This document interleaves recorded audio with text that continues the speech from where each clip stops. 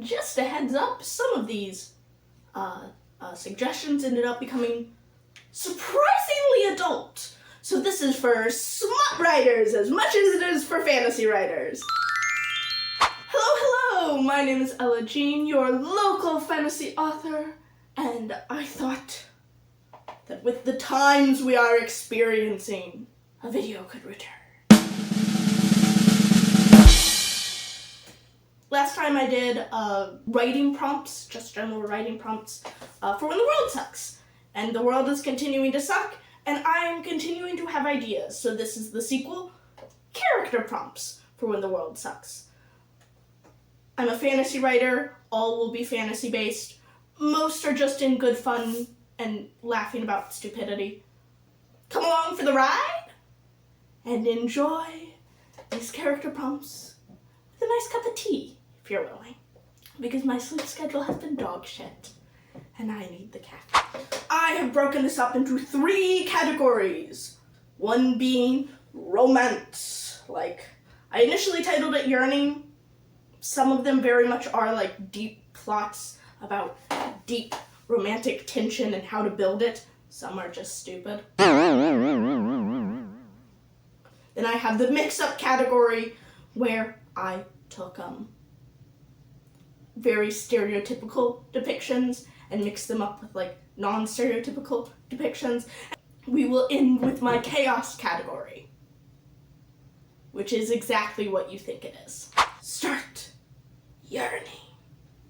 I desperately want to see like the emo, dramatic, I kill everything I touch, what if I hurt you, my blood is poison, like demon character. They're so typically paired with like the fragile human woman who would shatter if he touched her, but can take dick real well. Or like sometimes see like the exact opposite, like an angel who their powers could kill each other, but their love is so deep. I really want to see him paired with someone who's like the most powerful thing in your world. Like, I kid you not. I want to see it paired with a dragon, a god, something like that. And have it be this boy in the corner going, oh, but I would kill you. And the dragon being like, I'm impervious to 50 different types of poison. I can tank anything.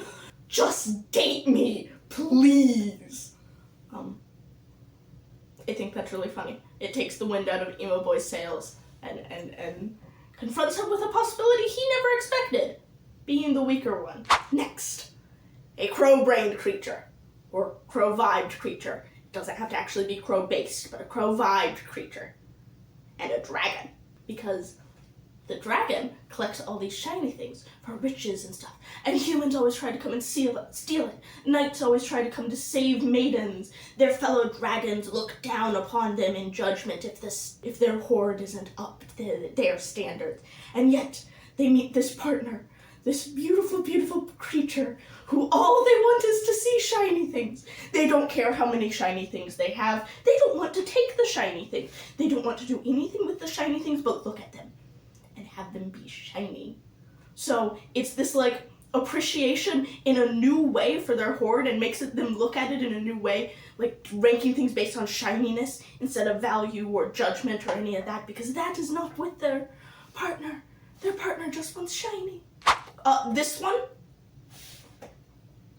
I'm gonna write it myself if someone doesn't finally fucking write it, because you see the opposite so much, where like, oh, there's an immortal character, and the entire tension of the story is their partner is human and will die eventually. So how do I break their consent in order to turn them, because they don't want to be turned immortal? So how do I do it? Hate that shit. Especially when there is good drama to be had in a partner that doesn't want to live forever, and an immortal character that accepts that, but then they have to deal with that in a relationship. Will the immortal want to see me grow old? Oh my god, I feel less than as I've grown old. Am I wasting their time? And the immortal realizing there's only so much time to be had and to be built and to build these memories and that's it when they're gone. And how do you deal with it? Because you're making all this time, but you know you are still just a blip on the Immortals' radar. There's so much fucking tension there, and yet people go the creepy consent route. Be better. Next one. And I swear, the fact that I've never seen this is the fantasy equivalent of like big strong character and their feral small partner. Ready for it? A human and a god. Where the god is more scared of what their human partner can do with free will than what they can do with any scary powers. They're like, no man, I'm bound by all sorts of rules. I die if I don't follow the rules. It's not possible. The things they do. I don't know who they are. They just do things every once in a while. And they'll be like, I'm gonna fight your siblings. And they'll be like, no, that's a horrible idea. They're like, but I know the rules. I can trick them. Don't you see how this is amazing? And the god can't really do much against it. And is just basically doing everything in their power to protect their partner. But also is kind of definitely scared of their partner. Next one is a mush of two that I see so often. I really like the idea of like that immortal that was in no cool places in the past. Like, you know, yeah, I kind of missed the entire Renaissance. I was in Latin America. Sorry.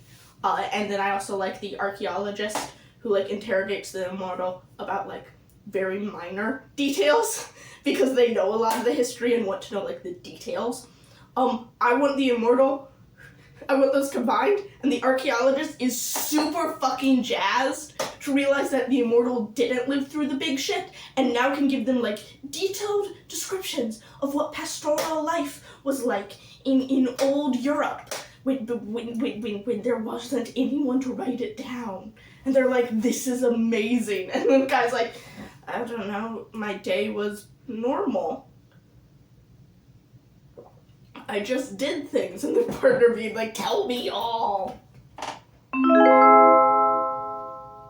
I will provide no context for the last one. A demigod bringing their human partner home for the holidays. Specifically, a demigod of a religion that the holiday has now been turned into a very corporate thing, but definitely wasn't once. What the fuck? The mix-up category. This one may just be a me thing. I want an overly emotional angel or half-angel character. Like some real cherub shit. So often, we see... I understand. We are trying to represent that angels aren't just all good. We're trying to have nuanced takes where angels seek perfection, but aren't really human. So as a result, they're usually cold and detached. Totally get it. But then there's always like that main character angel that isn't cold or detached, because you need to care about them. And I find it so frustrating that we don't just, every once in a while, have a whole race of angels that are like super emotional about the world. Like, it doesn't need to be in a good or bad, like, Christian way, but like, I just want some over-emotional angels. I want the... That is the unique take now. Come on, y'all. Go for it. For the tension. An asexual incubus or succubus. I think it's a really neat way for a fantasy book to delve into consent and body commodity.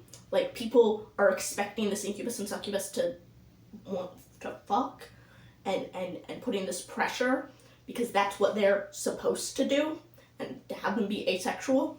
And I know asexual is a spectrum, that not everyone is sex repulsed. For this story to work, they should be a sex repulsed or sex gray. Asexual. Sorry, that's the experience I have, so that's the one I think of first. This is the pure sexual one. This is for you smut writers out there. Incubus or succubus being based off of bottom or top instead of male or female. And the poor jock who is very confused about what his deal now means. Either summoned a succubus and got a dude, or, personally the funnier one, summoned a female sex demon? Oh, she ain't taking dick. Road trip book. Follow me. Monster hunter in an urban fantasy world. This has been her family duty. For years, this is what they do. They hunt monsters, all big and dramatic. And the poor alien conspiracy theorist she finds. He ain't right, but he's got the spirit. And he really wants to help. And then either the funny can be that aliens are also real, which is really fucking funny and flips it all on the head, or he's just wrong the entire time.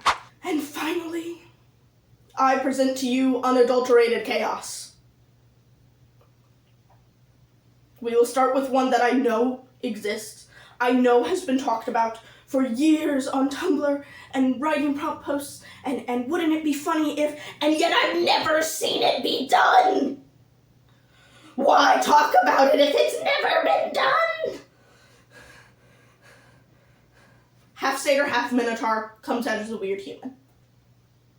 Goes to a magical school, everyone else mocks him for being human, and then the parent-teacher conferences are really weird. Give it to me, please, y'all. It's funny. It's funny, and it's a great way to have a non-human human. We get so many human characters in fantasy. Give a race an entire race. This isn't even a character prompt. Oh my god. Give a race incredibly complicated sexual dimorphism. Nature has so much inspiration. Like, there is a fish that once the male impregnates them, they just rot away other than their ball sack. Imagine a race of fantasy women, and they're like, I wonder where the men are. I have his balls down here.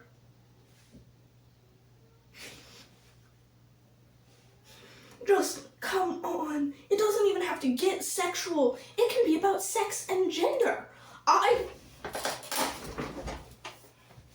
In my overarching world, the contemporary fantasy that I basically write a lot of my books into this world, even if they aren't connected, I have decided that Fae take after bugs and plants. And as a result, they have more than just two sexes. They have close to 10. And as a result, honestly, as a result, a lot of Fae just call me whatever sex you see me as, and a lot of Fae take advantage and say, I'm a dude, because they recognize the patriarchy in modern worlds, and they're like, yes, me, the man. That gives me power, right? And it's really funny, and I have still one of the favorite scenes I have ever written, where the classic jock character, but he's a good guy, he's just so ignorant, and you explain it to him and he'll go for it. He tries his best, he meets someone non-binary for the very first time and does his absolute hardest. And then has to get explained by the Fae that he keeps trying to bro up, that he's not a bro. And as a result, it just turns into a long conversation of, yeah, but what do you have down there? And the Fae being like, I don't think you get it. It's not like yours. It's multiple. And it's a weird question. But you can take inspiration from any nature. I've seen it on Tumblr before that clownfish will switch sex depending on what's more of in the species. The idea that a mermaid does that and gets caught in a net and switches for them. Because it's polite. There's so much fun you can do, and it's a great way to naturally have queerness. Because yes, you're implying an entirely different world where they have literally different sexes. We still exist in our world where anything like that is going to be taken as queer, and that's good. It gives representation. It's, look, not every society has to be cishet. Not every society has to be built around this idea that queer is bad. Not every society has to be that. They can just be queer and fun and expressive. This is my last sexual one, I promise. Big, scary horned demon. All he's done is torture for thousands of years. This has been his goal, his drive, his life. Decides to re-enter the human world to see what these freaks are doing. Instead of being the intimidating demon that, like, sometimes they try to kill, and he can always swipe them away, he's haunted by monster fuckers. Like, just haunted by him. And he's not against it, but he's intimidating to no one. Because even if you're not a monster fucker, you see him and you go, I have a friend named Steve who's gonna love you. And I'll be like, I can fight him to death. And they're like, no. Very different type of love. This one's a bit of a plot, but it's character-based. Cryptids trying to defend their new addition to the magical community. Like, the Fae being like, we've been around for centuries. We've seen humans rise and fall. And what are you? Mothman! Are you a race? Mothman! I don't know what to do about this. Beautiful. A like doll that has been brought to life, and everyone just assumes it's human and defenseless, and the doll just kind of goes along with it, because even if it knows it's a doll that's been brought to life, I mean, dolls are fragile, and they only are brought to life as a human, so yeah, I'm a human and all of that. I'll take the protection. Except when attacked or nearly killed, they just revert to a doll that can be completely repaired and like really easy to hide away if you're in a desperate situation, making them practically immortal, and their friend group just being, guess who becomes our trap tester now? This is also a bit of a setup of a story. A ghost who's been haunting a mansion for hundreds of years, very proud of the work they do. They scare everyone out of the house. It's their house. And the person who moves in next is a single person with a cat. Or multiple cats. Cats like friends. So anytime the ghost tries to do shit, like knocking a vase off, they'll be like, oh wow, baby made it up pretty high. That's impressive. Makes loud noises. Oh wow, you've gotten rather loud. I'm gonna go back to sleep now. And the ghost can't fucking scare her. Because she just blames it on the cats and is used to it. Fuck it, if I had cats and shit started levitating, I'd still be like, didn't know they had opposable thumbs. Another one. A sphinx doing her damn best to come up with a quiz that has not been solved by the internet. Because she thinks that's cheating. She comes here doing her damn best to create puzzles in your goddamn dungeons. And all of a sudden, these motherfucking adventurers walk up and they're like, she starts the thing, and they're already saying, oh, it's a man growing up. It's age. She'll be like, no, I didn't finish the sentence. It could have been anything. Where are you coming with this?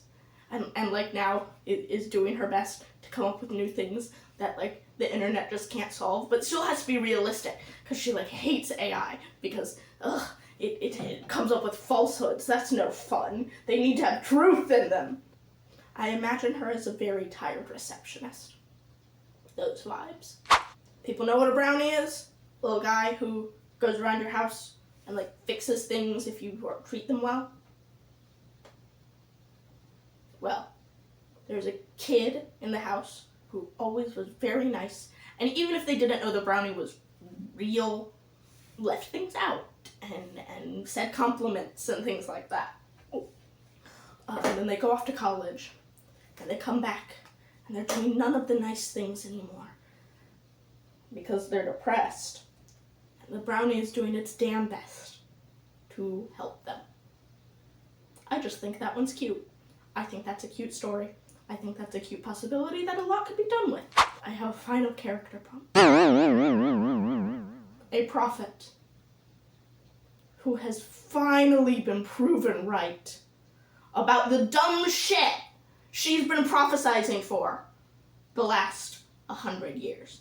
Because everyone else said there's no way the humans can do that. And yet! Sorry. I thought it fit with the, title of the whole thing. Whatever you do with these is up to you. Leave more in the comments below. I would love to read them or read the stories you come up with. This is not in a sense of like, oh, you have to cite me. This is a sense of, I want to fucking read stories. I like reading stories. I like when people send me stories. They're fun. But regardless, if you are just here to get prompts, if you are now inspired to write, or if you just watch me for whatever this is, thank you. Subscribe to see more. I'll probably do like world building prompts at some point, and there's always more character and writing prompts to come up with. Like the video if you liked it, and know that I have a Patreon, and I'm going to be posting an entire series, an entire book starting in January, one chapter at a time. I think it'll be kind of neat. But regardless of why you are here, please remember, writing is difficult, and daring to continue past the first page is brave, especially the way the world is right now. I want to form community with you, because I truly know that anyone can write, and everyone has a story in them. Thanks, y'all. Was anyone super bothered by the backwards camera? I've had multiple scares where my phone just didn't like a video I made and decides to have closed the recording, and I just kept talking. That happened to me last night when I tried to record this video, and I can't do that again. But now I can literally stare at myself and know that it's still recording. I'm a proper YouTuber, I promise.